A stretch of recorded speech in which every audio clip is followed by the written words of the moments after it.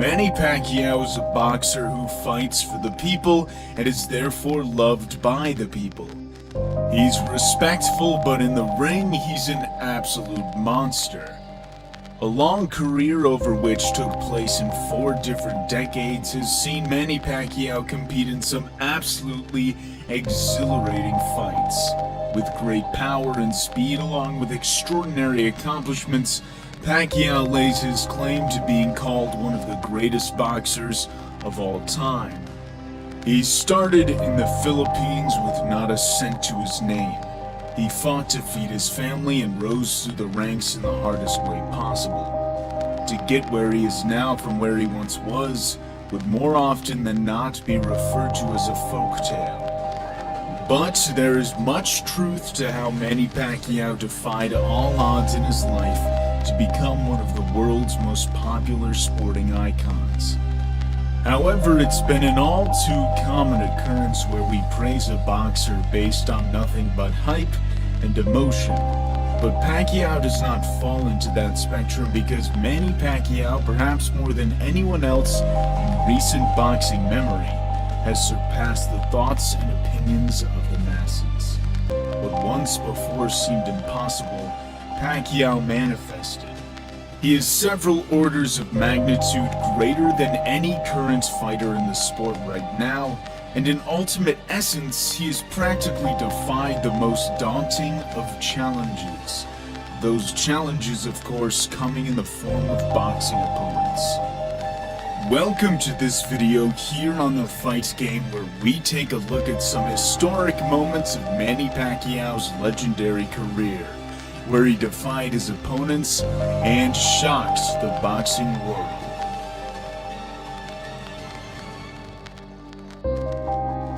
I want to first start with his American debut. The reigning super bantamweight champion Lelo Ledwaba was due to defend his world title, but his opponent pulled out and was in need for a replacement. More often than not, replacements are ultimate underdogs. They're not expected to win, they're simply used as placeholders so the show goes ahead. Pacquiao had never really fought in the States. He was rather unrecognized. No one really expected Pacquiao to put up much of a fight. Ledwaba was 29 and in his prime, while also on a 23-fight win streak. Pacquiao was 24 with no experience on such a large television show such as HBO. The fight started with Pacquiao in the black trunks and Ledwaba in the white. The first round saw Pacquiao gauge the distance with his jab, and we saw Pacquiao stutter step to dictate the pace right from the get-go. After a minute, Pacquiao set up a hard left with 2 jabs. Also, take notice of the position in which Pacquiao unleashes this left from. His lead foot is outside his opponent's, putting himself in an advantageous position to throw from. Pacquiao scored a lot of his shots when Ledwaba ducked his head down. It's a dangerous move against one of opposite stance because a low-aiming shot often lands clean, as the opponent quite literally ducks into the punch. With 30 seconds left, Pacquiao noticed blood drip from Ledwaba's nose. His killer instincts kicked into gear and he upped the pace, building on his momentum. Pacquiao was faster, but not just with his hands, but with his feet too. As round 1 came to a close, Pacquiao went back to the corner. I'm going to stop talking for a small bit to let you guys hear what advice Freddie Roach tells Pacquiao. So lift your hands. Okay? Jab, hook, up the middle. When you throw the hook, he's trying to go under the hook. Lift him up with the uppercut. You okay, son? As you just heard, Roach advised Pacquiao to set up a big left uppercut with a jab and a hook. Now watch this. Africa, here he gets off to an uncertain start against Pacquiao's hard punches in round 1. And here comes the Filipino fighter again. Boom! That's brilliant coaching by Roach and a brilliant execution by Pacquiao. When you throw the hook, he's trying to go under the hook. Lift him up with the uppercut. You okay, son? Shortly after, Pacquiao would nail Ledwaba with a straight left to drop him for the first time. Pacquiao was now looking absolutely relentless with his combinations, but soon Ledwaba would momentarily have his break when he landed 3 snapping jabs. But if you know Pacquiao, you know he loves a good fight. In just 2 rounds, Pacquiao had won the love of the fans and the crowd. Round 3 saw Pacquiao dominate, jabbing at times but then exploding with lightning combinations. Roach noticed Ledwaba flinching in response to Pacquiao's feints, so he instructed to feint before unleashing those big combinations. Start using your feints and your head movement. Okay. Alright? Okay. Just like in the locker room, you hear me? Basketball, belly hook. Here, Pacquiao feints a lead hook, then lets go of a straight 1-2, then feinted again before throwing a 5-punch combination. As time went by, it was pretty clear that the fans were witnessing something special. In round 5, Pacquiao floored Ledwaba again with a straight hard left. This was pretty much the end, and Pacquiao knew it. Ledwaba was defied. The fans were surprised and the world couldn't wait to see him again. I imagine Ledwaba to be very angry with his managers, who picked Pacquiao as a replacement. Next up, we've got Pacquiao versus Erik Morales 2, the rematch. But first, let's take a brief look back at their first fight. Pacquiao fought for the first time at 130 pounds, after beating Barrera at 126. The passionate support from the fans of Erik Morales and Manny Pacquiao was very much clear, and commentator Jim Lampley couldn't have put it better. The scene here in the arena, as raucous, as wild, as loud, as festive as we've ever seen anywhere before a big fight. The first round saw Pacquiao land a fast and clean flurry of punches, only to be returned with an even more sinister attack from Morales. Pacquiao and Morales are both alike in the sense of having that pure killer instinct in the ring. The rest of the first round saw them exchange punches in seesaw action. However, as the fight went on, Morales found the formula for success with disciplined boxing. Waiting for Pacquiao to attack recklessly, then to capitalize on mistakes made in doing so. But at times, Pacquiao's relentlessness is just too much, and Morales gets overwhelmed. Pacquiao was the aggressor, but Morales decided that the best way to beat Pacquiao was by counterpunching and controlling with the jab. As the first few rounds went by, Morales' disciplined boxing paid off as it broke Pacquiao down. He had his pockets of fast combinations when Pacquiao got tired, and shortly after, Pacquiao had a very bad cut over his eye. Round 5 saw Morales pick up the pace, imposing his will on a very wounded Pacquiao. This was a real tough fight. If you're a fan of Manny Pacquiao, it's likely a hard fight to watch. Pacquiao, like the true fighting warrior that he is, didn't fold. Through fatigue, he fought back valiantly. In round 12, we saw both fighters fight real hard, giving everything they had. What an incredible fight that was. Unfortunately, although both fighters had their spots and the fight was close, Pacquiao lost in a decision victory for Erik Morales. So now let's fast forward to the rematch. The second fight was as much as a spectacle as the first. Roach, however, had a different game plan for Pacquiao this time around. Pacquiao this time around decided to move his head instead of being stationary in the upper body like he was in the first fight, and opted for a more traditional style while also retaining that effective relentlessness during combinations. Because of his constant head movement, Morales found it difficult to time Pacquiao's attack, and Pacquiao timed a straight left in the midst of his head movement to land clean. Knowing that it was effective, Pacquiao did it again moments later, landing clean again. Morales then let go of a fast combination, with both fighters now returning back to how they fought the first fight, with recklessness exchanges. Morales got Pacquiao to the ropes with much similarity to the first round of their first fight. Pacquiao, realizing his mistake, went back to boxing clean. Pacquiao landed another great left after a slip. As Morales had been accustomed to Pacquiao's side-to-side slipping, he wasn't expecting the straight left hook that took the place of a right slip.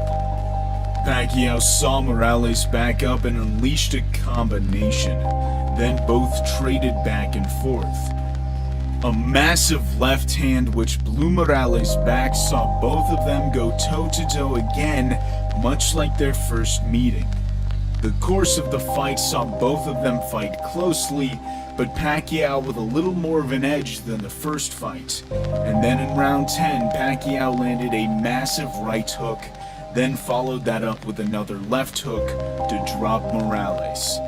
Then spectacularly, Pacquiao finished off the fight with Morales incapable of continuing.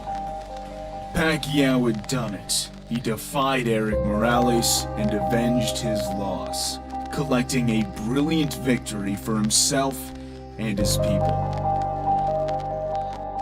Next up, we've got the fight billed as the dream match, the fight for the ages, Manny Pacquiao versus Oscar De La Hoya. Larry Merchant, an HBO analyst, had a bizarre idea for De La Hoya, who at the time fought at 154 pounds, and Pacquiao, who fought at 135 pounds, to meet in the middle for a mega fight. For modern comparison, that would be the same as Gervonta Davis fighting Jamal Charlo. The fantasy became a reality when the fight was announced for both of them to face one another, where Pacquiao would be moving up 2 weight divisions and De La Hoya would be moving down 1 weight division to meet at the welterweight limit of 147 pounds. This was a significant jump for Pacquiao, who was much smaller than the bigger De La Hoya. You could almost say it was David versus Goliath. At the weigh-in, Pacquiao weighed in at 142 pounds, showing that he didn't even have to make weight for the fight. Instead of gaining lots of mass, Pacquiao and his team felt that speed would be the route to victory against the bigger man. When both fighters came to the center of the ring, the size advantage for De La Hoya was quite apparent. The fight started with Pacquiao circling around his opponents looking for openings. This is how he would have to box a much larger and stronger opponent by utilizing his movement and speed advantage. Pacquiao quickly found an opening for a straight left, then a right hook. Pacquiao's superior fast footwork was key to winning this fight. Pacquiao would land and then quickly evade De La Hoya's responding counterattack. Here, Pacquiao lands a hard left hand, evades the punches and swaps the positions, then comes back in to land another hard left hand. As the first round went by, De La Hoya was already frustrated with the quickness of Pacquiao. As rounds went by, Pacquiao landed and De La Hoya did not, which can be very humiliating. The straight left hand while slipping the head on the outside was the key move here for Pacquiao in this fight. It worked like a charm. Manny Pacquiao defied Oscar De La Hoya and his size advantage with a good game plan and disciplined determination. Pacquiao was in and out, scoring his shots then getting out of the way. It got worse for De La Hoya as the fight continued. It became a pure destructive performance from Manny "Pac-Man" Pacquiao. For Oscar, the will to fight had now become the will to survive. Battered and bruised, De La Hoya still came out, showing such great heart. Pacquiao won when De La Hoya's corner stopped the fight before the 9th round started. The decision was the right decision, as the fight had become a one-sided beatdown. Pacquiao sent De La Hoya into retirement. He would not fight again. The loss took some time for De La Hoya to recover from. It actually took a very tough beating to get me out of the sport. I mean, he beat the hell out of me. I would actually have steaks ready, frozen steaks ready in my room to press them against my face and against my body. When Pacquiao defeated Ricky Hatton by knockout and Miguel Cotto by decision, he became a 7-weight world champion. Surely many thought that he had finally reached his limit, but Team Pacquiao went far and beyond to extend that already incredible record to 8 weight divisions when he took on Antonio Margarito at 154 pounds. Margarito was even bigger than De La Hoya, and many critics said that Pacquiao had now bitten off more than he could chew. That was, of course, until fight night. Pacquiao started the fight much like the De La Hoya fight, circling his opponents. Watch this sequence in round 1. Pacquiao invited Margarito to jab with his own jab. Pacquiao leans back just slightly to dodge the punch, making Margarito overextend, and then capitalizes on the opening with a hard lead hook. One of the keys to victory in this fight for Pacquiao was to bait Margarito into throwing and then to throw over Margarito's lazy punches with fast, snappy counters. Pacquiao needed a good high guard defense in this fight, and he did quite well in taking Margarito's much stronger punches. Speed was also key in this fight. Once again, Pacquiao's lightning-fast speed came to rescue in many exchanges, throwing 2 to 3 punches in the same time that Margarito throws 1. As the fight went on, we saw the greatness of Manny Pacquiao unfold by teeing off with sharp, fast combinations, then jumping out of danger much like the De La Hoya fight. In the 4th round, Pacquiao hurt Margarito badly with a body shot, then followed up with a barrage of punches. As the round went by, Margarito's eye got worse. Many asked for the fight to be stopped, but Margarito continued. We would later find out after the fight that Manny Pacquiao had actually fractured Margarito's eye. Towards the end of the fight, the swelling worsened around the eye, making Margarito practically blind in his right side. With such limited vision, Pacquiao continued to beat down Margarito relentlessly, which brought him to a unanimous decision victory to become the only 8-division world champion in boxing history. That record still stands to this day. Pacquiao had defied Margarito's gargantuan size. Pacquiao showed that he had the heart and skill of a strong champion. He also showed that he's not only a good boxer, but a great boxer. And last but not least, we've got Pacquiao versus Thurman. At 40 years old, Manny Pacquiao took on one of the sport's strongest and most powerful welterweight champions by facing Keith Thurman. The fight, which was broadcasted by Fox Sports pay-per-view, saw Pacquiao take on a young gun of the sport. A lot of people thought Pacquiao was done, that he was too old and that it was dangerous for his health to be taking on such a high-level opponent like Keith Thurman. This was one of my favorite Manny Pacquiao fights, considering the trash talk from Thurman in the lead up to the fight. It will be great to defeat him July 20. I'm truly looking forward to it. Pacquiao, of course, had little to say. He likes to leave his fists to do the talking. Nobody will intimidate me. Pacquiao in round 1 dropped Thurman, which was a stunning surprise wake-up call for the trash talker. The left hand to the body dropped Thurman's hands and directed all of Thurman's focus down below. Then Pacquiao came back up with a straight right to drop Thurman. Pacquiao, energized by the knockdown, continued the fight in true Manny Pacquiao fashion, with devastating speed. It's incredible that at 40 years old, Pacquiao was able to fight with such intensity and ferocity as he had done in his younger days. However, Thurman hits very hard and the fight was generally close, with Pacquiao winning most of the first half and Thurman winning most of the second half. Pacquiao, after the fight, had compared Thurman's power to Margarito's, saying it was thudding and hard to take. But the 40-year-old legend endured. He outfought and outboxed the younger man. In his prime, Manny Pacquiao was beating legends. Now he's a legend, he's beating people in their prime. The man is truly something else. Pacquiao landed a very hard left hook to the body in round 10, which saw Thurman run and even take out his gum shields to breathe. Pacquiao won by decision in a close fight.